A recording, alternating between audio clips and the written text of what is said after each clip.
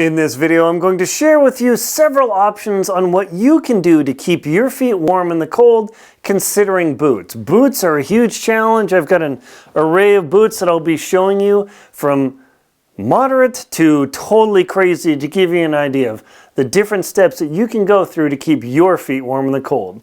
The first is, well, the old school light duty or medium duty leather hiker. No insulation, a little bit of insulation around the ankles. I can use these to about 30 degrees before I start getting chilly. As you can see, I think I need to get another pair. I'm starting to wear these poor things out. So that is a basic starting point. Adding insulation, I get to my hunting boots here, these Danners with 400 grams of glorious insulation. I can't remember last time I was cold in these. Apparently there's a 600 or 800 gram version of these things, but these work super great. This is a substantial step up. Plus, it's not just a regular ankle height boot or even a heavy hiker boot. These actually have a mid-calf sort of thing. So these are a great step. Now, they have like a 7/8 shank, so they go here. So I can put my little fold-over type crampons on here. They'll actually do pretty well, and I can hike in these quite well. You step up to the next level of boot. Well, actually, these are less insulated than my Danners, but these are actual mountaineering boots. There is no flex carbon fiber gloriousness crampons in these things. At about 5 degrees Fahrenheit or minus 13 degrees Celsius, these guys start falling apart on me. My feet get cold if I'm not walking around. So where do you go from there?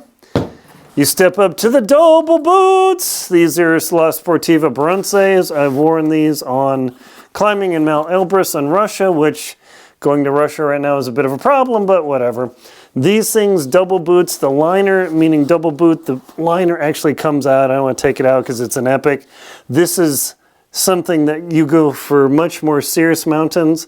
This boot is super warm, but if you go to Denali, this boot is not adequate for the summit run. You actually have to get an overboot. So people go up there, but then you got to have an overboot because Denali is just that cold. A lot of people actually use their ski boots. These are my Scarpa Mistrale, or I think that's how you pronounce it, Mistrale RSs. These things are super great. Again, it's a double type boot with a plastic shell and a removable liner. I am trying to figure out which one is warmer. This one's definitely nicer to hike in. The Mistrales are actually a little bit lighter. These kind of suck for mountaineering, but, well, actually they don't suck. Regular ski boots do, but they have a walk mode, so the cuff flexes a lot. Oh yeah, check that out. So they're much more reasonable. Huge amounts of people, huge amounts or a lot of people now, most people now ski on Denali rather than booting and snowshoeing. Snowshoeing just sucks. I've finally broke down, got myself a great ski rig, Dynafit gear, and then these boots so I can do some more mountaineering. So this is a double boot. This is a great way to go. Again, Denali, this boot will not cut it at the top. You have to have an overboot. You will get frostbite unless it's the perfect bluebird, warm, windless day.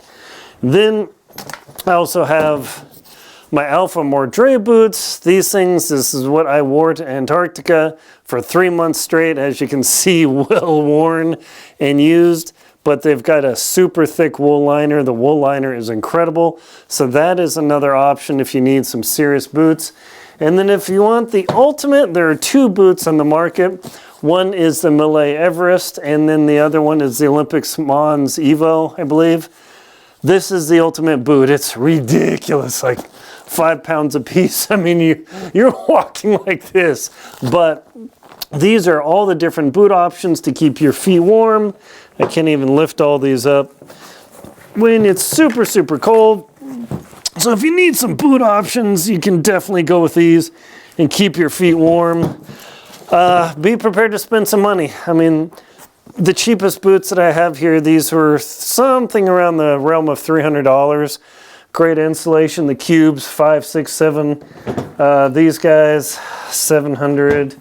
These 8, the Alpha Mordres end up being almost 2,000. These are 1,000.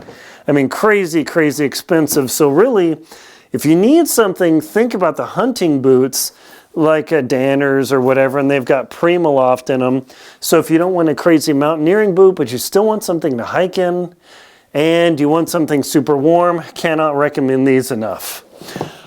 I wrote the book, How to Keep Your Feet Warm in the Cold. Check out links below in the description.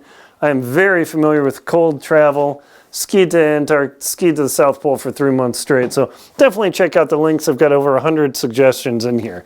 My name's Aaron Linsdale. I'm a polar explorer and professional adventurer. It's a little bit cold.